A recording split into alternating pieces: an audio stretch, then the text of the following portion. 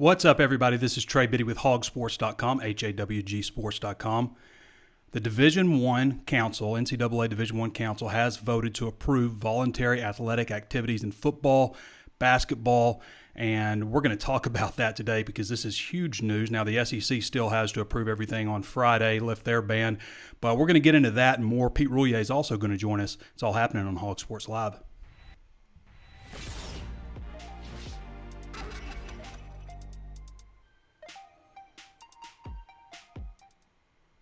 So this is big news, obviously, something that we've been waiting on. There's been a lot of talk back and forth whether or not we will play football this season, and of course basketball a little farther off. So most of the talk has been about football season.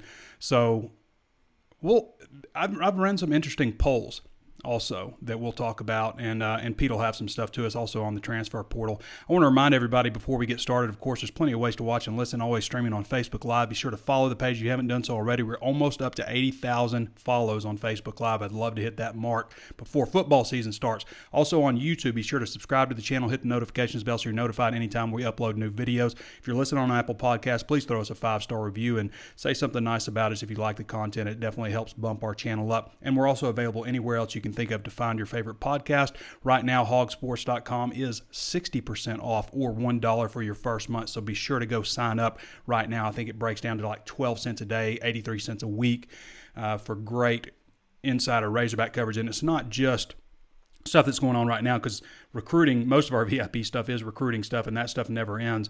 But it does look more and more like we're going to have football season this year. So that's very exciting. I ran a poll about 3 weeks ago just on whether or not people thought football would return. So this was on, when did I run this? April 29th. April 29th. 63% of those who answered out of 1,822 people, 63% said yes, that there will be football in 2020 with or without fans. 37% said no.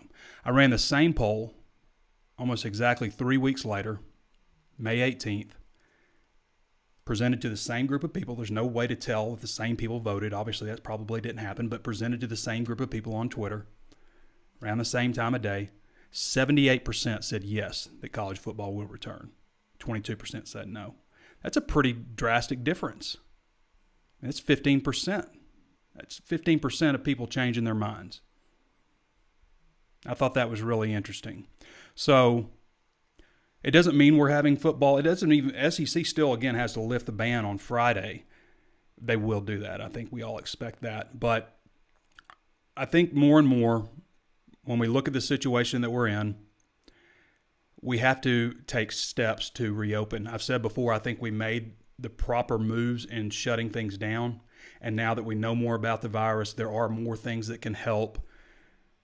All of those things factored in. I mean, when I watch the news and I watch the press conferences, the cabinet meetings, all that stuff, and I watch all that stuff in full, what I see is encouraging signs of different drugs, different combinations of drugs helping people. A lot of encouraging things on vaccines, which that's farther away. That's not going to really impact football season, I don't think, because it is farther away. The signs of people reopening.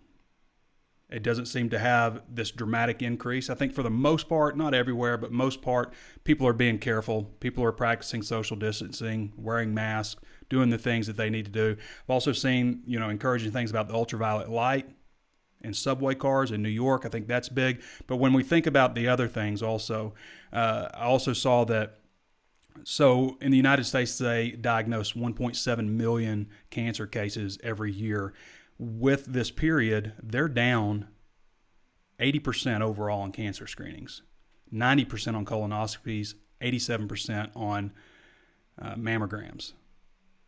They project that they have probably missed the opportunity to diagnose 300,000 people with cancer. And as we know with cancer, it's all about catching it early, right? So that's terrifying to me. I mean, 300,000 people. They also project 65,000 people from a mental health and a drug abuse standpoint. An additional 65,000 people will die this year as a result of this. And, just a lot of the effects of staying in quarantine, drastic changes to your lifestyle, how that can affect people mentally. And so there are all kinds of offshoots that we're learning about that are repercussions of shutting down, which again, I think we had to do, but I think we're also taking the right steps in phasing this thing out and opening up. And I know sports, football, that's a different thing, but also, people are being ruined financially. And if you don't think football impacts the economy, you'd be very wrong, especially in the Southeast. I don't know how it's going to work out with everywhere, because everywhere has a different situation. But I think it is more and more encouraging now, whether there are fans there or not, that we will have football. Bentonville Public Schools indicated that they're going to have classes in the fall with the option to do at-home work, virtual. You'll still be able to do that, but it looks like you'll be able to do things traditionally. My daughter's teacher sent a picture of their classroom. They've got all their stuff that's still there bagged up, and it's just completely empty and sanitized and all that stuff. Airplanes, I saw something interesting on airplanes, where they're spraying all the airplanes in between. My wife was like, I've been wanting them to do that anyway for years. So some encouraging things happening. Obviously, the death toll is at 93,000. It's just horrendous. But I think we're taking the right steps in the right directions. We have to get back, I think. There's no right answer to this. People are still going to continue to die. I don't think that the thing has always been about not stopping everybody, I should say, from getting coronavirus when we reopen. Obviously, we'd hope that happens with the vaccine, but it's always been about flattening the curve, making sure we don't overwhelm medical staff, making sure we have PPE and ventilators and all that stuff. And that stuff seems to be happening. Now it's just a matter of opening things up. I did go to a restaurant. I sat outside on a patio. We were separated. We were very careful. We did that on Sunday. It was nice. I was a little hesitant to go in, but it was nice, and we sat outside the whole time.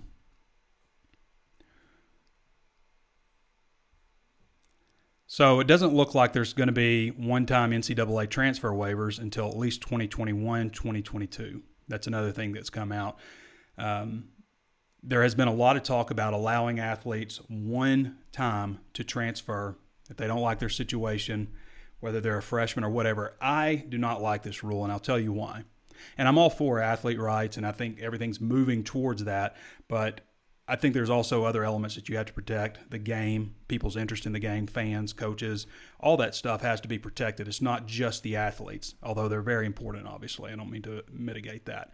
But if you talk to just about any Razorback player, they will tell you at some point in their freshman year they wanted to transfer. They wanted to quit. That just happens, whether it's homesick, whether it's grueling hard, whether it's just the adjustment, the change. They'll all tell you that. My personal opinion, I wish the NCAA would listen to me. I'm all for adopting this free one-time transfer waiver after you're a sophomore, whether it's redshirt sophomore or true sophomore. But after you have completed your sophomore season, you have 2 years of eligibility left, then you can go anywhere you want. That's my opinion. Because after a couple of years, if you're not factoring in, the coach is probably fine with you going anyway, right? The way the scholarship works out, with 85 on scholarship and now more players redshirting than ever, you cannot bring in a class of 25, even if you had half and half. So half of your class redshirts, half of it doesn't. You can't bring in a class of 25 every year under the scholarship limits. It doesn't add up. You have to have attrition. You have to have like 7 players a year leave. As crazy as that sounds, if you want to sign a full class of 25 every year. That doesn't include putting walk-ons on scholarship and all things like that. So you have to have attrition if you want to sign a full class. So I think it makes sense, after you've given it the good college try, after your sophomore year, you've completed it, then let's talk about the ability to transfer without restriction. That's what I think. I think that's a good solution. I think it's kind of a meet-in-the-middle type of deal. I don't think that they will do that. I think they'll end up doing this. Anybody gets to transfer anytime. You'll see a ton of freshmen transfer after their first year. I guarantee it. I guarantee you that's what this will do, because there's nothing standing in the way of, I miss my girlfriend, I'm homesick, I'm not getting the playing time that I thought I would get right off the bat. All of those types of aspects come into play. I'll just quit. I'll enter the transfer portal. Sam Pittman's policy, if you enter the transfer portal, then you enter transfer portal and you're not returning. And that's what we've seen play out there. So I'm not a supporter of the one-time transfer waiver without the caveat of after 2 years. I think that makes sense. Why don't we have to jump in with both feet? And maybe if that works out, who knows where we go after that. But let's take steps. There's been so many changes, so many rule changes lately that you don't have a control. In science, you need a control to measure it up against. And you change a bunch of rules all at once, there's no way to really tell what might be working and what might not be working. I love this feature that we came out with on 24/7 Sports. People always ask one of the reasons, Trey, why did you move to 24/7 Sports? And it was one of the reasons I gave from the very beginning is these guys are always thinking forward. In the 2 years that we've been with 24/7, we've doubled in size, more than doubled in size, way more than doubled in size. And they've completely redone 99% of the entire website. The message board, state of the art. You'll never find a better message board layout functionality anywhere in the world for any type of category, whether it's shopping for groceries or cars or sports. And now we have the confidence meter. So the crystal ball was a pretty revolutionary deal, along with two of the things that I thought really helped separate 24/7 Sports when it was coming up was the was the crystal ball, where experts can project where athletes are going. It keeps a score for the experts. It also paints a good picture for our subscribers on where athletes are going. But that and the composite ranking, taking all it used to be Scout, Rivals, 24/7 Sports, and ESPN. Now 24/7 has absorbed Scout, so now it's just the three, but they combine all of those and come up with a composite ranking, which, again, back to science, most scientists will tell you a larger sample size is better. I really like what our analysts do specifically on 24/7 Sports, but the composite ranking makes a lot of sense, I think, also. But now we have the confidence meter, so you can rank. So I can go on. So I say, all right, Ketron Jackson. I think he's going to end up at Arkansas. I think he's got a top 14 right now. But I think he's going to come to Arkansas. He's a 4-star wide receiver out of Royce City, Texas. So I can go on there. If I'm pretty confident about it, I might put it, at a 7 confidence scale. If I think he's definitely coming, I'll put it as a 10. That's a lock. Almost, a 9. Now, say things change drastically. There's no more foggy. You can't do like I'm a foggy on it. So you have to have some kind of confidence level. So you might drop it all the way down to a 1 or a 2, if things change drastically. And I think that all of that helps paint the picture. Also, we have lead experts, which the lead expert, when we factor in a percentage of where what the athlete stands at, there are 5 lead experts, up to 5 lead experts, and their opinions weigh in 75% of the percentage where we think the athlete is going. And that kind of eliminates the tag along. Somebody, maybe I see Steve Wiltfong, and I was like, oh, Steve Wiltfong's 90% right all the time. I'm gonna jump on this. And that really doesn't help paint the picture for you if I'm just a tag along crystal baller. So it makes sense to have it that way. Anyway, some kinks are still being worked out, but it's a really nice feature. Just one more way that 24/7 Sports has separated itself from the rest of the industry. We're going to have Pete Roulier on. Pete, if you're listening, and I think I've gone a little bit longer than I meant to. I said 15 minutes, but it's going to be a little bit longer. Sorry. Hold on, brother. So Arkansas to participate in the 2021 Hall of Fame Classic. That's Arkansas basketball. It's in Kansas City, not too far away, about 3 hours from Fayetteville. November 21st, 2021. So it's a year away, over a year away. Pretty cool deal. Let's see, where is everybody else? I can't find out where do we have everybody else. Anyway, they're playing in this tournament. It's newsworthy. College basketball's top 2020 recruiting classes have been finalized. Arkansas finished with the number 6 ranked class in the country. And this is a composite score combining ESPN, Rivals, 24/7 Sports, combining them all together. Rivals just came out with their final rankings. They were the last one to come out with their final rankings for basketball, so that's why this is just final right now. But Arkansas comes in number 6 in the country. Number 1, Kentucky Wildcats, who have finished first like 6 out of the last 10 years. North Carolina Tar Heels at 2, Duke Blue Devils at 3, Tennessee Volunteers at 4, LSU Tigers at 5, and the Arkansas Razorbacks at 6. Moses Moody, number 43 in the country, KK Robinson, number 57 in the country, Jalen Williams, number 76 in the country, and Devontae Davis, number 104. So Arkansas almost with 4 players inside the top 100. KK Robinson actually on 24/7 Sports is actually ranked ahead of Moody. KK is 37 nationally on 24/7 Sports. So he's actually passed, in the minds of 24/7 Sports, actually passed Moses Moody, who is 38th nationally. So 24/7 Sports has both those guys ranked a little higher than the composite does. And I believe Rivals has Jalen Williams ranked much higher than the rest of the ranking community does. Round out the top 10, Auburn Tigers, number 7. Arizona Wildcats, number 8. Texas Tech Red Raiders at 9, and the Oklahoma State Cowboys at 10. So that's your top 10 recruiting classes. Nice to see Arkansas at number 6. It would be great if football could somehow get in that category, but it was a great in-state recruiting class. Not all those guys are playing in-state, but they all came from inside the state. Matt McClung, said that McClung last time. McClung has cut his list. He's a Georgetown transfer. He will have to sit out a year. 6'2", 186. He was declaring for the NBA draft, withdrew his name, and now will return. Last season averaged 15.7 points, 3.1 rebounds, 2.4 assists, and was 32.3% from downtown. So Matt McClung is a guy I definitely keep an eye on. We'll get Pete on here in a little bit, and he's going to break down. Actually, let's go ahead and get on Pete. How many people we got on here? Okay. Where's Pete's graphic? All right, so for those of you who aren't familiar, Pete does actually most of our content at HawgSports.com. Most of his stuff is free, but you can read all of that at HawgSports.com. He does a great job for us and been with us for over a year now.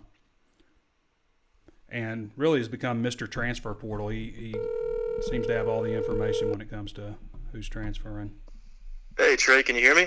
I got you, Pete. How you doing, man? We were just talking a little bit about Mac McClung, and I keep saying I want to say Matt McClung. It's hard. It's really hard. I've been trying to say it McClung. Too. Yeah, I've known about Mac McClung for a long time because he had one of the coolest high school mixtape videos.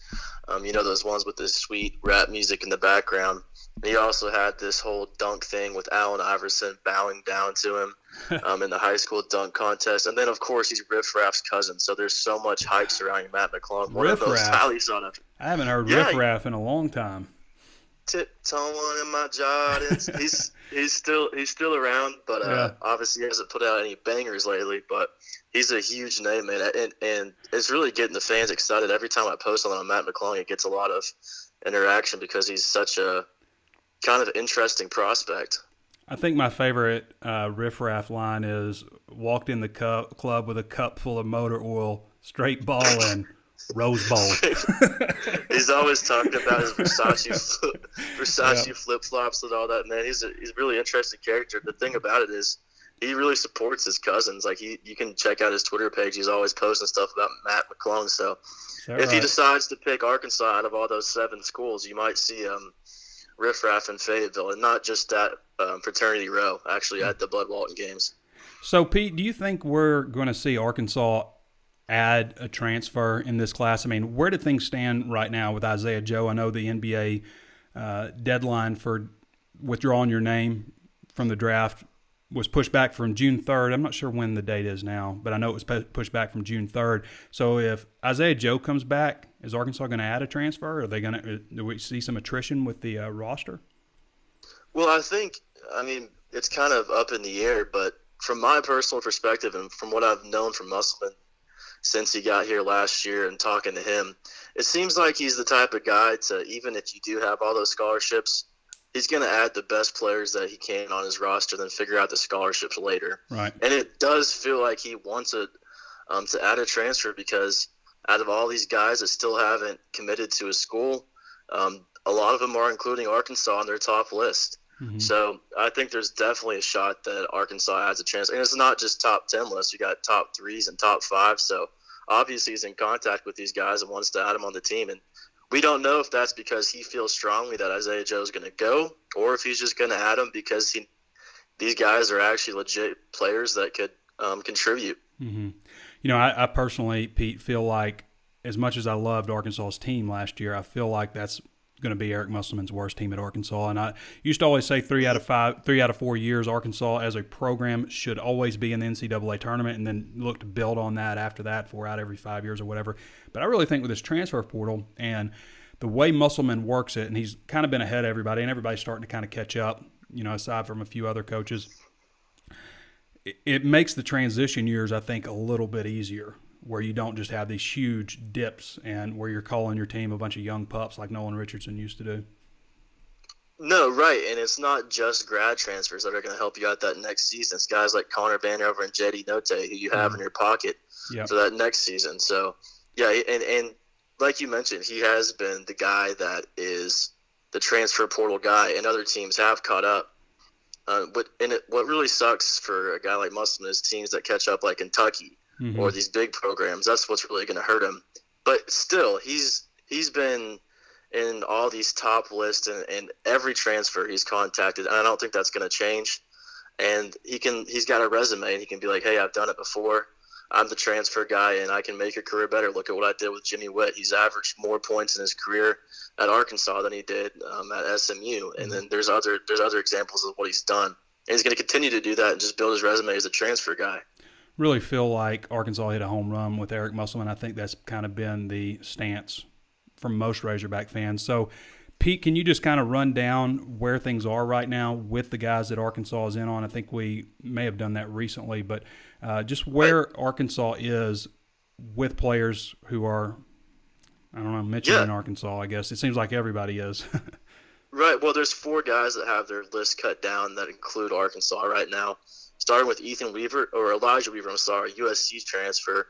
And these guys are all going to be sit one. And before I get into that, they mentioned, I think it was yesterday, that they're not going to do the one-time waiver. So these guys are definitely going to have to sit out a year unless they get some kind of hardship waiver. Mm-hmm. So Elijah Weaver, USC, he's got his list down to 3, and he's also considering Dayton and UCF, 6'6", 210, averaged 6.6 points and 2.4 boards.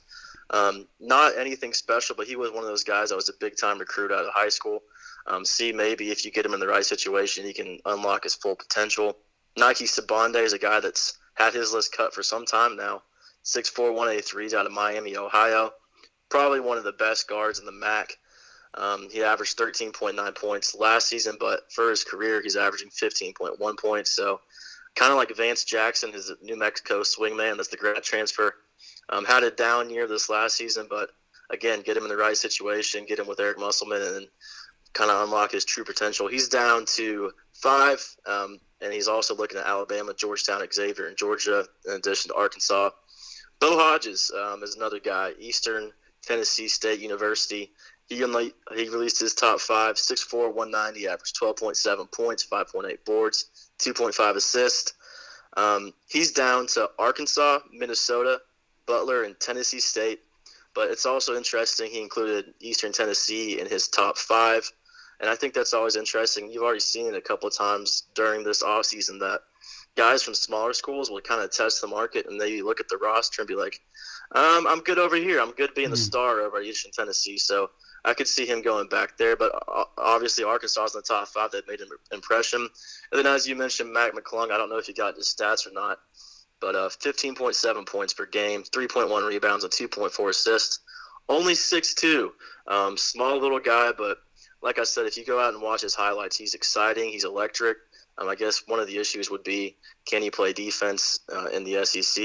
He tested the NBA waters and decided to come back. It didn't look like he was going to get drafted, but what NBA scouts kind of told him was that he needs to work on his skills as a distributor, and I think Musselman might be one of those guys that can help him with that. He's down to 7, Florida, Auburn, Texas A&M, USC, BYU, Wake Forest, Tennessee. Wait, no, I'm sorry. That was the people that originally contacted him. His top 7. Let me go back to that. It's Texas Tech, BYU, Auburn, Memphis, USC, and Wake Forest.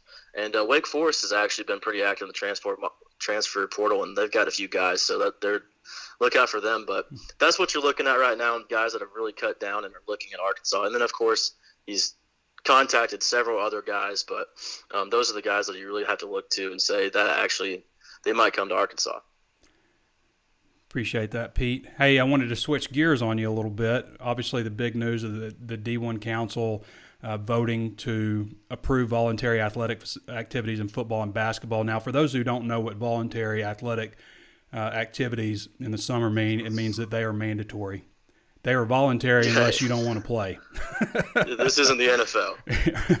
I mean, technically, but yeah, it's not the NFL. Voluntary in college means get your butt up here. So, but I think everybody is. I think all the players, just based on what I hear behind the scenes, that they're all anxious to get back to work, and it'll be interesting to see. I mean, I talked to Barry Odom yesterday, and he was saying that. He thinks everybody's going to be back in shape. He expect everybody's hungry and stuff. I don't know if that's 100% that everybody will be back in shape. In great shape. Right. Somebody out there didn't do what they're supposed to be doing. Somebody needs a little bit more motivation than they would normally get. And I've always said also, back when players used to actually stay home, when voluntary, did mean voluntary, and some players would choose to stay home and come back and run the conditioning test. They really rarely ever passed because they're not getting pushed by a guy like Jamil Walker, out in the heat until they vomit. They're going to stop. Or when you have somebody pushing you, it's a little bit different. Or you're working in a group. To me, it's always you always push yourself a little farther. Even when you're lifting weights, when you're lifting weights, lifting by yourself, first of all, is dangerous. Secondly, you're not going to put as much on the bar because you know that. If you can't get this last rep, then you're in trouble, Somebody encouraging you to, hey, get one more, man, get one more, or hey, let's get a negative. All of those things, those finishing types things after you do some reps, those are the types of things that really add a lot of muscle. So, and you're also looking at the guy next to you who's trying to take your position, seeing what he's trying to do. I mean, competition breeds, excellence. So I think it'll be interesting to see. And you also talked to Sam Pittman not too long ago. And he was talking about, we're in contact with these guys, and most of them we figure are doing what we're telling them to do. Mm-hmm. He's pretty confident in that, but not everyone has a weight room. Pete, have you met anybody with coronavirus? I haven't.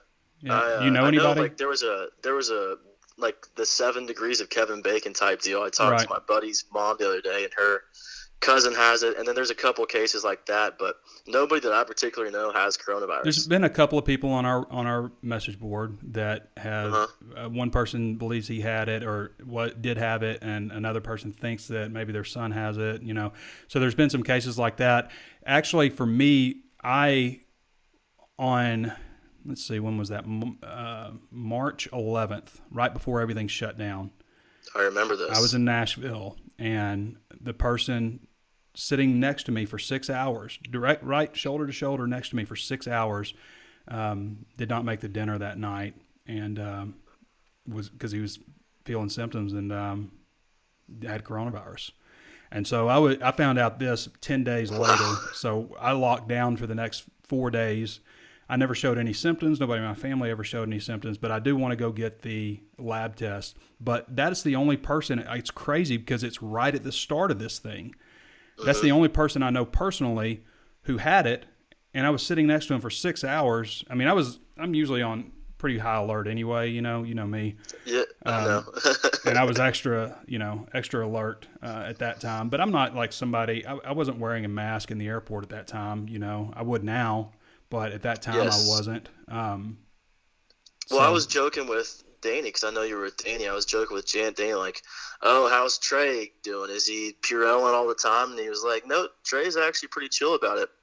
Yeah, I wasn't. My opinions of it changed. They go back and forth. Right. Like I think that we made the right choice, and I don't want to repeat myself because I said earlier, but I think we made the right choice in shutting down. I think we're making the right choice in opening up as long as trends are staying the way they are. You're not seeing like these spikes in Georgia and Florida, two places that kind of got criticized a lot early on for the way that they handled things. So you're not seeing, dramatic spikes there with those places opening up. And so hopefully it continues. Hopefully the trend goes this way. I think it has to for the sanity of most people and the health outside of coronavirus to the health of most people. I'll say for myself, it feels like it's really going to get back to normal, because I was at Mexico Viejo this weekend, much to my parents' dismay when I told them about it, because they're always keeping themselves pretty quarantined. But it felt really normal. You got to wear a mask when you go in, and then you can take it off when you sit down. And once you're sat down, it's completely normal. You can order a beer on the draft. You can, have chips and salsa. It felt so good to go out and eat. And I felt like, okay, so this is going to end eventually. And then June 1st, that's not far away, man. No, we're a little over a week. But, yeah, I went to a place this weekend. We sat on the patio, just had drinks and some light appetizers and stuff, just kind of get out and do it. But I think it makes sense to wear a mask when you enter a building like that, because you don't know who's coming in and out, all kinds of things like that. So It makes sense to do that until you get to your table, and then you can take your mask off. So hopefully things continue. All right, Pete. Absolutely. You got anything else to add? No, man. Thanks for having me on. All right. Appreciate you, Pete. That's Pete Roulier. I accidentally put up Keith Grayson, a graphic on you. That's Pete Roulier. Pete does a great job for us again at HawgSports.com. We're going to get to some of your questions and comments now, and a couple of other things that I wanted to go over. But first, again, 60% off right now at HawgSports.com. It breaks down to I think it's $358 a month. And you're going to want this when football season opens. I think a lot of people, we had a ton of new subscribers during the coaching search, and a lot of people haven't seen us cover, obviously, spring football, but haven't seen the way we cover a football season. And we really go above and beyond, really in depth, overanalyze everything. And so for the true diehard Razorback fan, you definitely want to take advantage of the 60% off offer. Okay. What else did I want to get to here?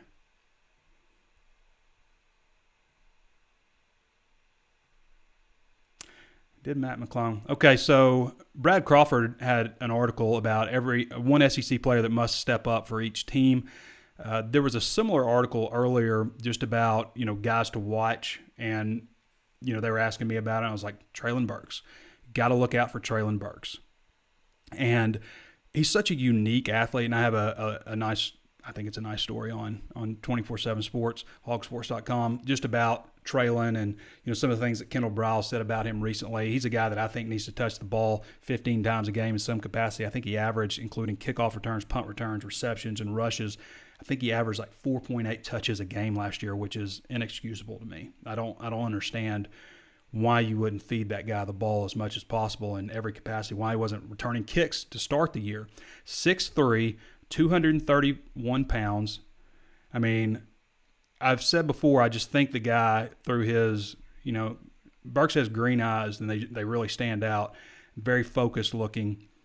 I just think he sees the world differently than most people. I've said before, he didn't ever go to any camps.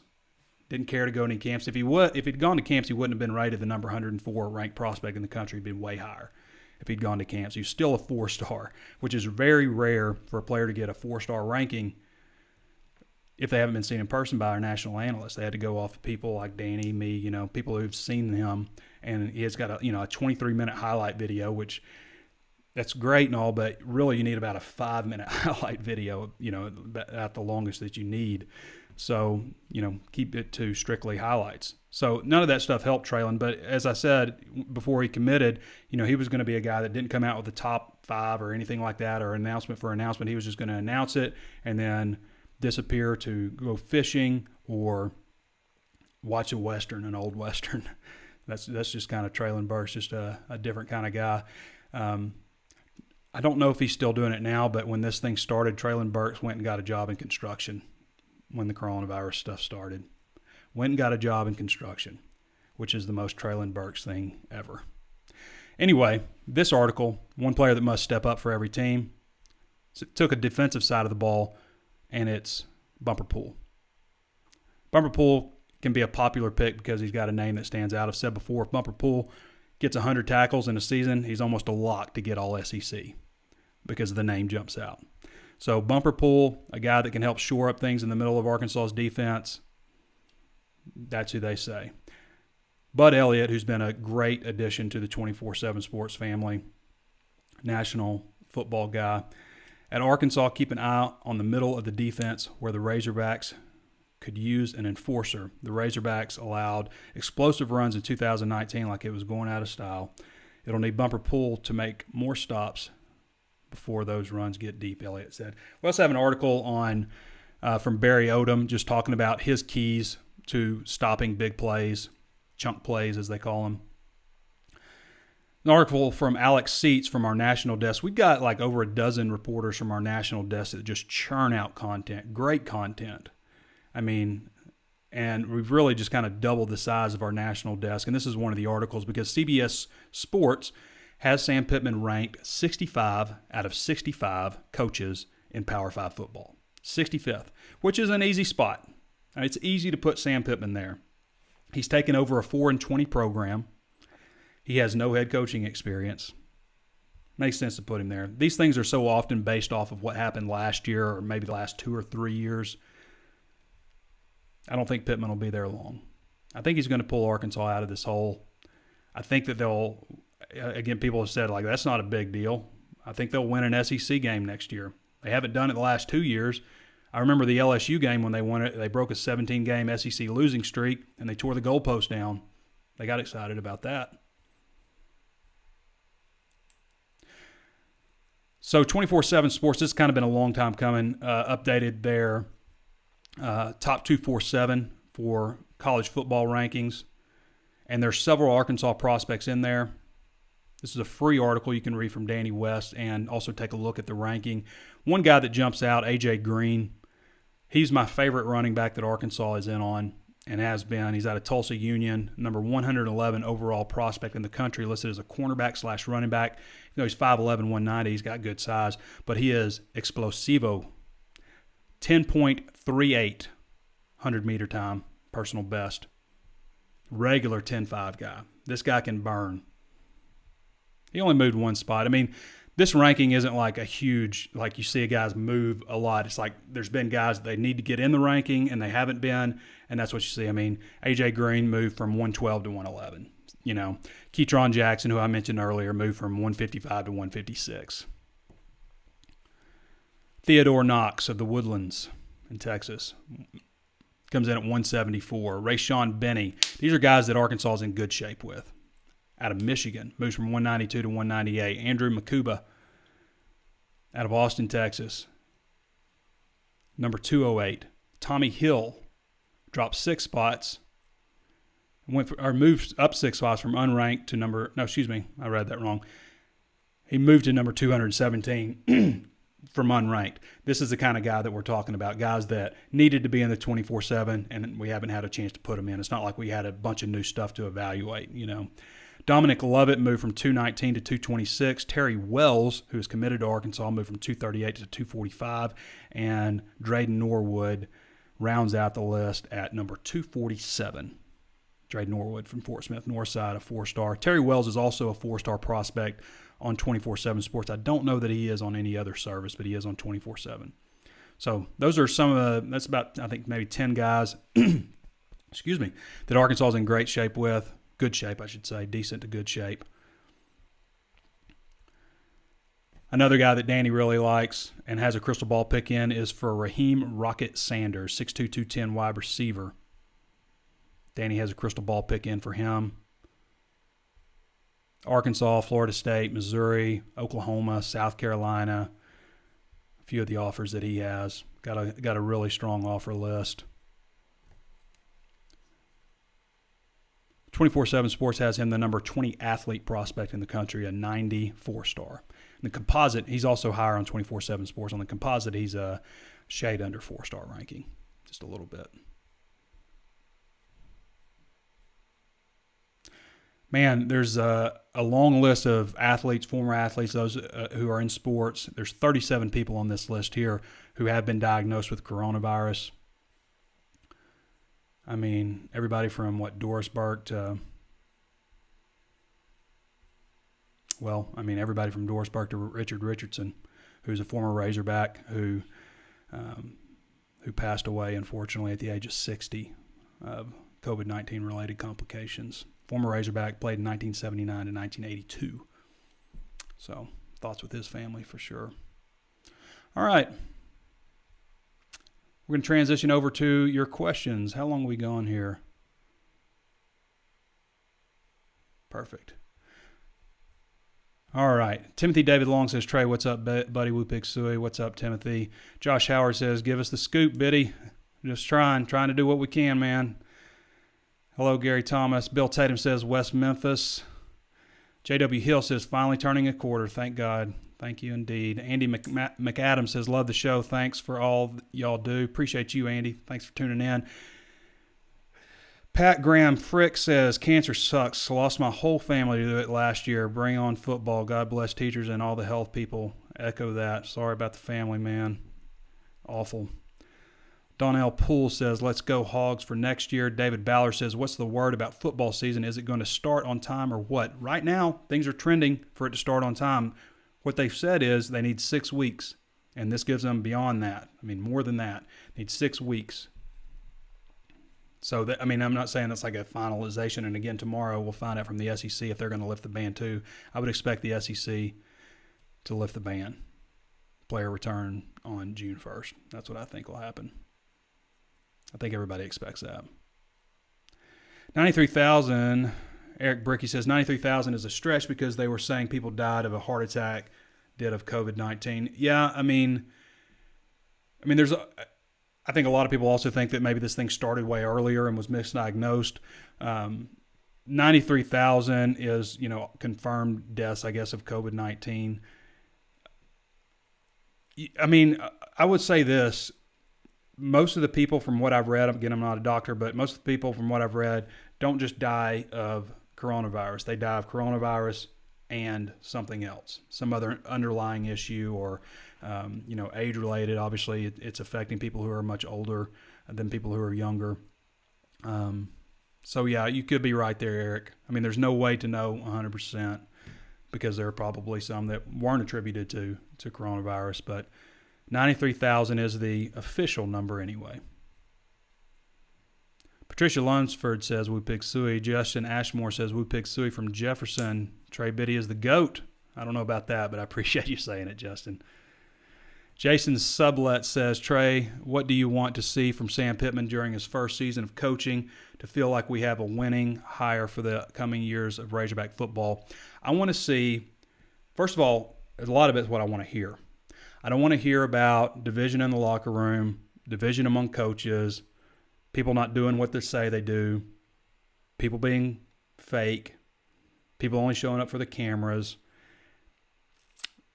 people saying cut twice, measure twice and cut once, but not practicing it themselves.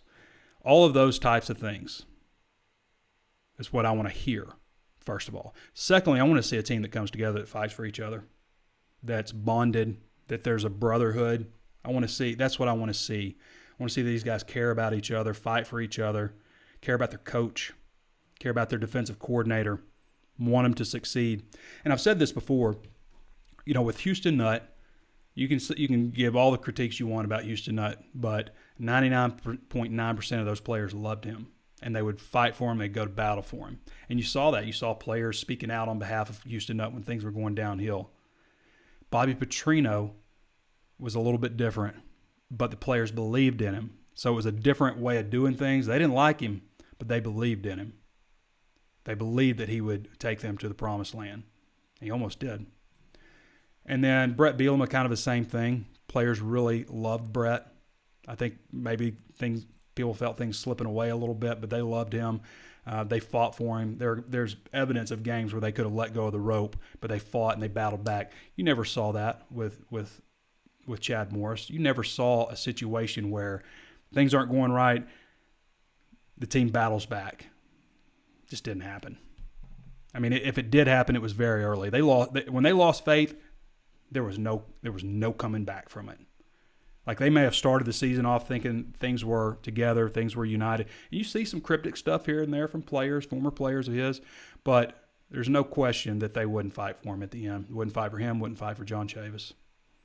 So that's what I want to see. I want to see a team that believes in each other because, and I've said this before, there's no excuse for Arkansas to have only won 4 games the last 2 years.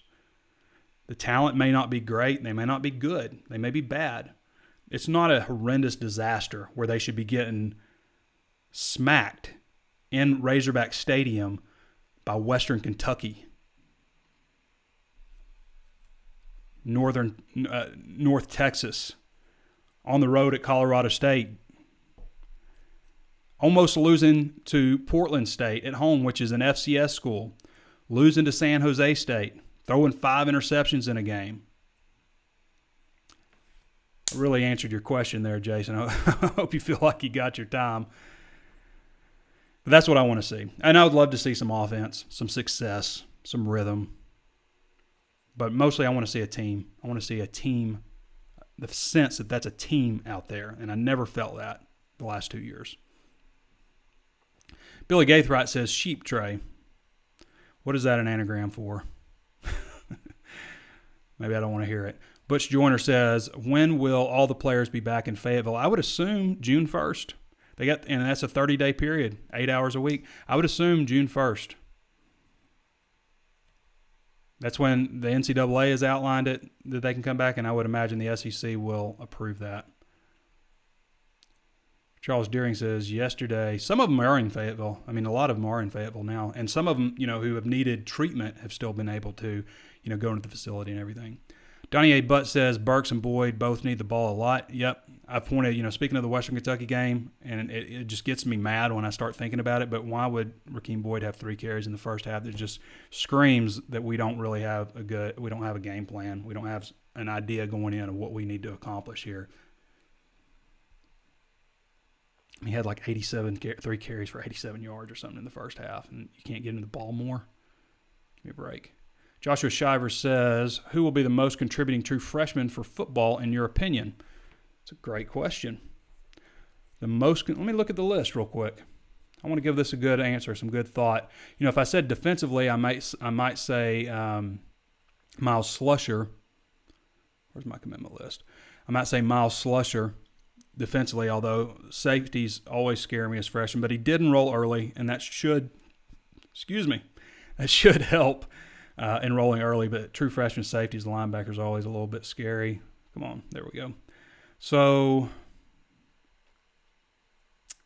out of the freshmen, Marcus Henderson, that left guard spot I think is in question. It may not be right off the bat, but out of all the freshmen offensive linemen, he's a guy that stands out to me.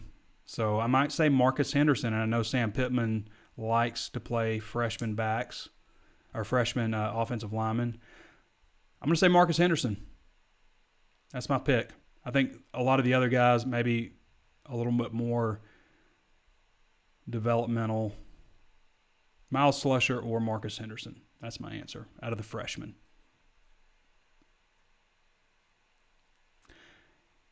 Timothy David Long says, you think Franks could be another Tyler Wilson? I just don't know. That's tough to say. That's asking a lot. I mean, Tyler Wilson had one of the best seasons ever for a Razorback quarterback. But I do think that he can be a good quarterback. And people have said, he probably just, he probably won't be that good. I mean, if he's average, that's a step up. If he is average, an average SEC quarterback, that is a step up. They came out with a list, top 25 quarterbacks in Power 5. And I actually thought that there was a chance that Felipe Franks might have been on there. Kellen Mond was on there, which I don't get. But I see things differently, I guess. Donnie A. Butt says, which new linebacker do you think will contribute the most this year? Probably Levi Draper. That might be copping out because he is an older graduate transfer. But if you're asking me to say freshman, Kellen Burrell enrolled early. He's not as big as some other linebackers, but I would think that maybe he has a possibility. I could see JT Towers, possibly. I'm going to say Burrell, since he enrolled early. Steve Welton says, listen to you all the time on Drive Time Sports. Thank you, Steve. I don't think Arkansas could have done any better than Sam Pittman. Looking forward to football. Now, let's be clear on this, and I've always been a big Sam Pittman fan. I love the way he recruits. I love what I hear from other people about him. You never hear anybody say anything bad about Sam Pittman. I mean, even if you look for it. So I do think that, Sam Pittman, Arkansas fell to Sam Pittman. I mean, there were other coaches that were ahead of him. He wasn't the first choice, okay? But neither was Dabo, probably. Ed Orgeron probably wasn't. There are a lot of coaches that weren't first choices. But I also look at not just Sam Pittman, but adding a guy like Barry Odom, I mean, that is a home run, grand slam defensive coordinator hire. I mean, at least on the surface. You're not going to hire a more qualified defensive coordinator in the country than Barry Odom. And then Kendall Briles, look at what he's done throughout his career. I mean, he's had one, like the Florida State year last year, wasn't spectacular on offense for the first time at every stop he's been, whether it's FAU, Houston, Baylor. The Florida State stop wasn't his best stop. They were still way better on offense than they were the year before. Joe Riggs says, hello from Tampa. I love the show. Appreciate that, Joe. Lloyd Bogill says, Woo Pig Suey from Cleveland, Mississippi. Butch Joyner says, watching from Springfield, Illinois. Donnie A. Buss says, leaders need to step up. That includes the captains on the team. Absolutely, got to have some leadership. Taylor Mitchum says, Little Rock. Jason Sublet says, well said, Trey. Thank you. Appreciate that. Larry Brown says, Woo Pig Suey. Adam Mills says, Trey, do you think Arkansas will make a bowl game this year? I don't. But again, I haven't seen them practice together yet. I do think that they will win an SEC game or two. Right now, I'm saying 5-7, which is a tremendous step up from last year. That would probably mean winning 2 SEC games, winning 3 of the 4 non-conference games. So I will say, right now, I'm saying no, that they won't make a bowl game. But that's not really what I'm focused on. I'm focused on watching a team get better, be a team, get together, have that unity, something that you can start getting proud of again, because Arkansas football has just kind of been a joke, and there's too much to offer here, guys. There's too much to offer in Fayetteville for it to be the situation that it is. And the one thing that you can say about Arkansas, it's a smaller state, it's a little farther away from the talent base, right? That's the one knock that you have on Arkansas. But when you talk about facilities at Arkansas, they're top of the line, A+. There is nobody starting a campaign saying, hey, step up your donations. We want to build this building. We need this training facility. We need this training table. We need, all this stuff. We need that stadium is complete. The Fred W. Smith Center is a state-of-the-art facility. The Gene and Jerry and Gene Jones family Student Athlete Success Center, fantastic. There's nothing, aside from like a facelift type of thing here and there from a fan amenity type of thing, maybe.